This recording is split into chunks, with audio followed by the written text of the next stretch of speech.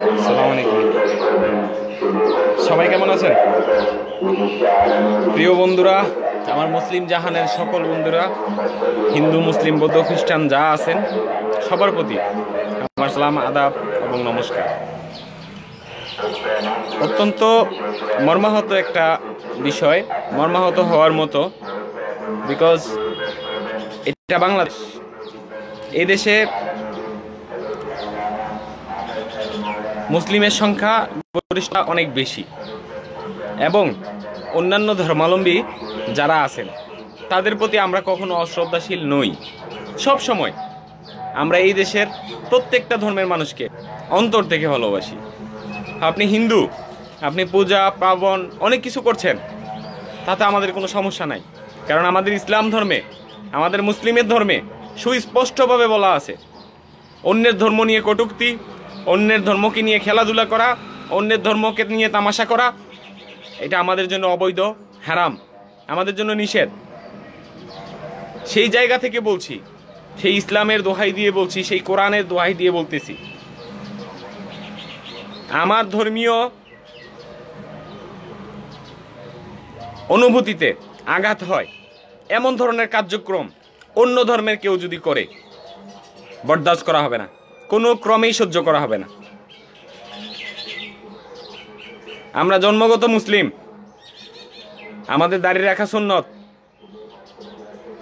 সেই জায়গার ভিতর এই দাড়ি কেটে ফেলার বরাতে চাকরি দেওয়া হইবে এমন ধরনের কথা বলা হয়।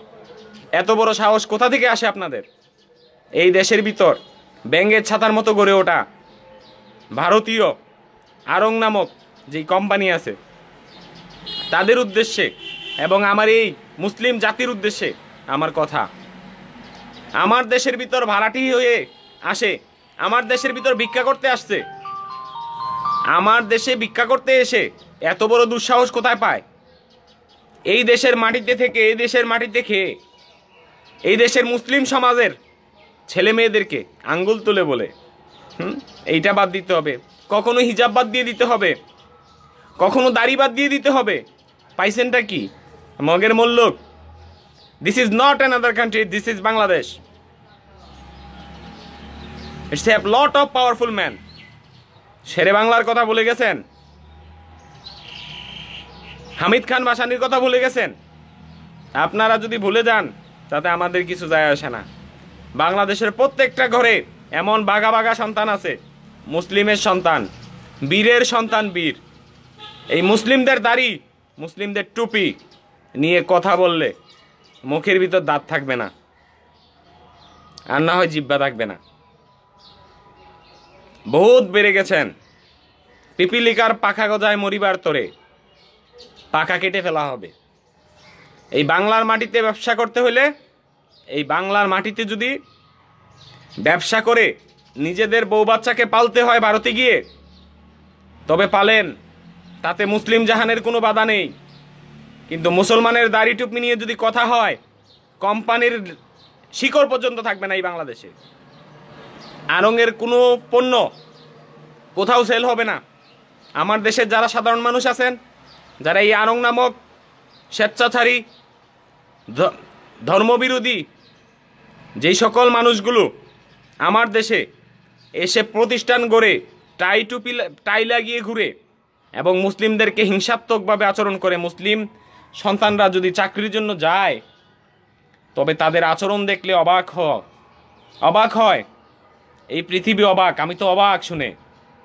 সে যদি চাকরি নিতে হয় তবে দাড়ি কেটে ফেলতে হবে। কেন রে ভাই? দাড়ি কি আপনার বাবার টাকা দিয়ে রাখছে? আমি কথা বললেই তো খারাপ লাগে। একজন ছেলে, মুসলিম ছেলে,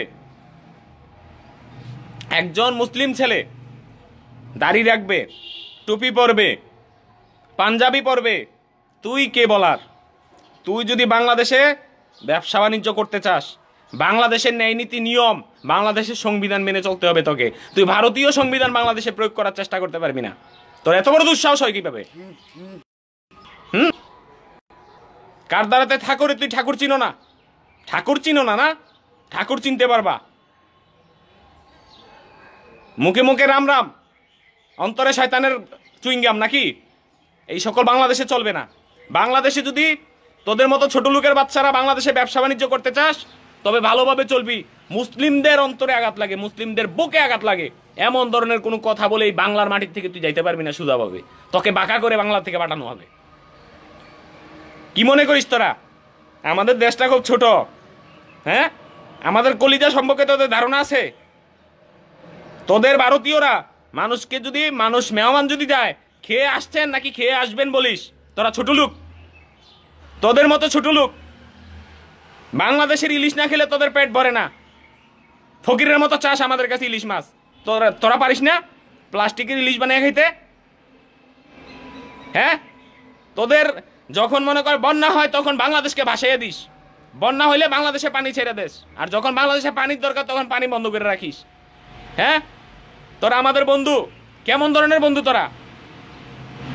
তোরা যদি আমাদের সত্যিকারের বন্ধু হতি তাহলে 71 সালে যুদ্ধের পরে মাত্র 5 দিন 6 দিন যুদ্ধ করে এই দেশের 700 কোটি টাকা সম্পত্তি নিয়ে চলে যেতি না। বন্ধু কি কোনোদিন বন্ধুর কাছে বিনিময়ে কাজ করে রে? আমাদেরকে শিখাস?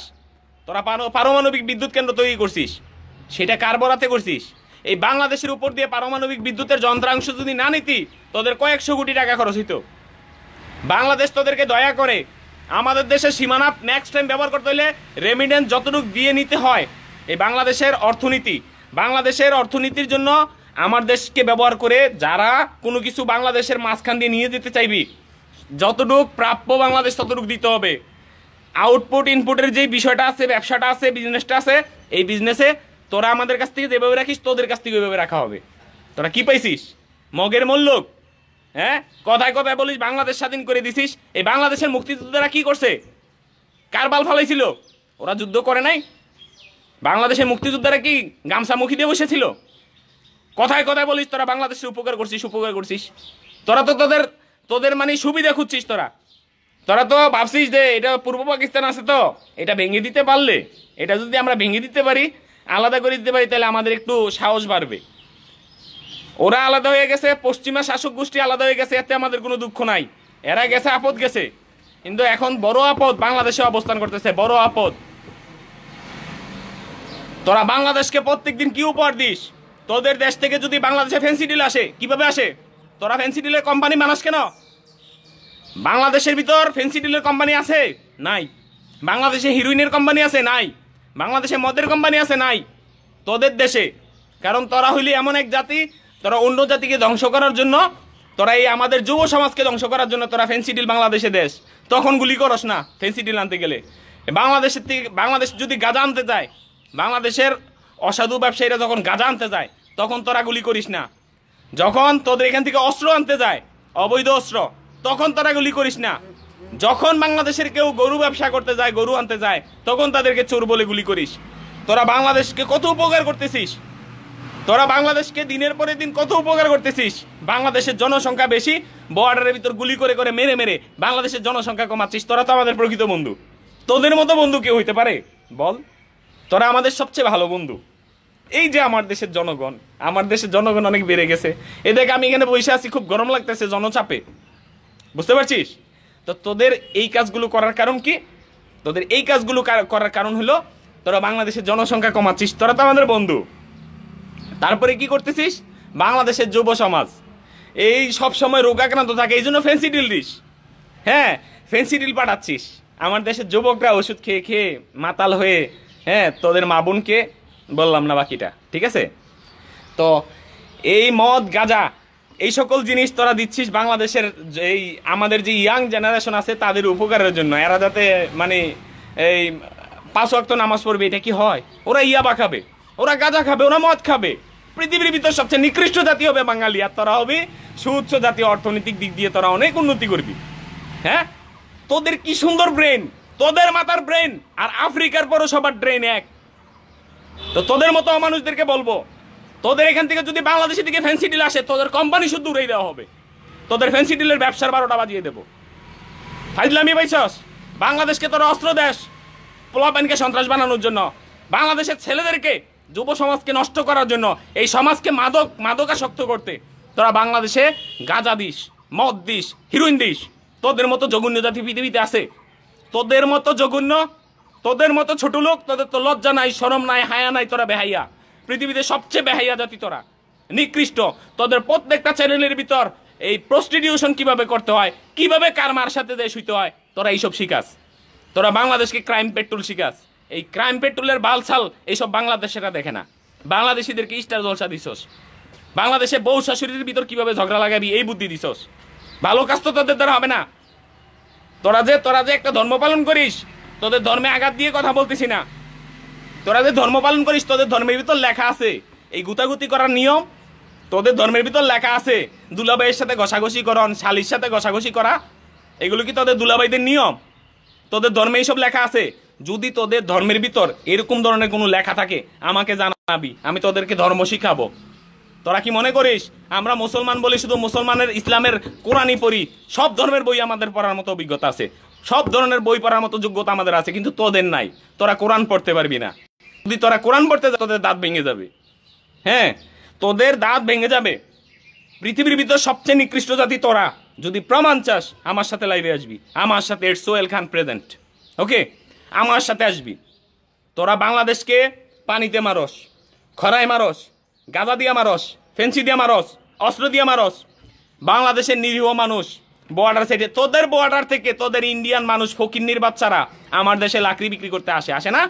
অস্বীকার করতে পারবি? বাইন্দা বিরামু। নেক্সট টাইম বাংলাদেশের দিকে ভাড়া দিলে বাইন্দা বিরামু। বাংলাদেশের বিডিআরকে দুর্বল মনে করছিস? বাংলাদেশের বর্ডার গার্ড বাংলাদেশকে দুর্বল মনে করছিস? আরে আমার বর্ডার গার্ডের একটা সৈনিক তোদের 50টা বিএসএফ এর সমান। আমার দেশের একটা সেনা তোদের দেশের 10টা সেনার সমান। তাহলে তোরা যে এই সকল অন্যায়মূলক কাজ করিস, তোরা যে সন্ত্রাসবাদ তৈরি করিস, তোরা যে আতঙ্কবাদ তৈরি করিস, এতে হাজার হাজার কোটি কোটি প্রমাণ আছে, আমাদের কাছে আছে। আমাদের সমাজকে ধ্বংস করার পায়তারা করতেছিস, এই সকল চলবে না। এই সকল এই দেশের মানুষকে বুঝাবি না। বাঙালি, বুঝছিস? আমাদের ব্রেন আমেরিকাতে চলে। আমাদের এই ব্রেন দিয়ে আমেরিকা চালাই আমরা। আমেরিকার বিধানসভার ভিতর কয়জন বাংলাদেশি আছে দেখ, শিখ। বাংলাদেশ ক্ষুদ্র বলিয়া তুচ্ছ করিস না। মনে রাখিস, ক্ষুদ্র কাটা পায়ের নিচে গাতলে ল্যাংড়ায় ল্যাংড়ায় হাঁটতে হয়, সেই কাটা আমরা। মুসলিমদের সাথে পাঙ্গা লড়বি না। ভারতের মুসলমানদেরকে এই গরু খাওয়া বাবদ তোরা বহুত নির্যাতন করছিস। বাংলাদেশে যে তোরা শুকর খাস আমরা নিষেধ করি? বাংলাদেশে যে তোরা পাড়া বলি দিয়ে খাস আমরা নিষেধ করি? গরু যদি তোদের মা হয় তাহলে মানলাম তোদের মা, সম্মান করলাম। যেটা বেটা গরু সে তোদের কি হয়? যেটা বেটি গরু এটা তোদের মা হয়, আর যেটা বেটা গরু তাহলে সেটা তোদের কি হয়? চাষি হয় না চাষা হয়? আমাদেরকে শিখাস? হ্যাঁ, উল্টা পাল্টা শিখাস। তোদের ধর্মের মানুষকেও তোরা মূল্যায়ন করস না। কায়স্ত গারস্ত উমক সমক লাগাই রাখছস। এ আবার পার্থক্য হবে কেন রে? ধর্মের ভিতর পার্থক্য তো আল্লাহও করে নাই। আল্লাহ তো করে নাই যে তোর ধর্মের মানুষকে তুই ছোট করে দেখবি, এরকম তো আল্লাহও বলে নাই, তোদের ভগবানও বলে নাই। কোন ধর্মের ভিতর আছে? কোন ধর্মের ভিতর আছে তোদের ধর্মগ্রন্থে কোন জায়গায় আছে অমুক ওই জায়গায় থাকবে? কেউ জুতা সেলাই করবে, কেউ মাটি কাটবে, কে বলছে? আরে শিক্ষাগত যোগ্যতা যার আছে সে প্রধানমন্ত্রী হবে, আর শিক্ষাগত যোগ্যতা যদি না থাকে, নর্মাল থাকে, সে অন্য কাজ করবে। কাকে কি শিখাস? আমরা বাঙালিরা বোকা, তোরা বোকার স্বর্গে বাস করিস। তোদের মতো জালিমদের জন্য বলতেছি। এই বাংলাদেশের মানুষকে তোরা বুকে গুলি করিস, সকাল হলে ভোর হলেই শোনা যায়, রাত হলেই শোনা যায়। তোরা আমার বাঙালিদেরকে হত্যা করতেছিস।